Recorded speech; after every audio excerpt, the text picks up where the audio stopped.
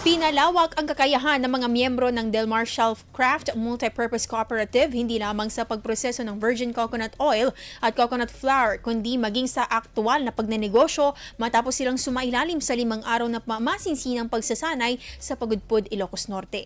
Umabot sa 27 po na miyembro ng Kooperatiba ang lumahok sa Phase 3 Training of Shared Processing Facility na isinagawa mula June 1 hanggang 5 sa isang farm sa Barangay Kaparispisan. Sa pangunguna ng Agricultural Training Institute Regional Training Center 1, katuwang ang Philippine Coconut Authority Region 1, 2 at CAR at Department of Trade and Industry, Ilocos Norte, tinutukan ng pagsasanay ang mga mahalagang aspeto ng negosyo tulad ng product labeling, branding, marketing at wastong record keeping. Isa sa mga tampok na bahagi ng programa ang Market Simulation Activity at Business Enterprise Simulation Games, kung saan naranasan ng mga kalahok ang mga sitwasyong karaniwang kinakaharap sa tunay na merkado.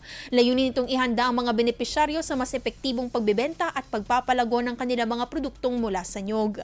Nagbahagi rin ng kaalaman at praktikal na karanasan ng mga resource speakers mula sa DTI Ilocos Norte upang higit na mapalakas ang kakayahan ng mga kalahok sa pamamahala ng kanilang negosyo.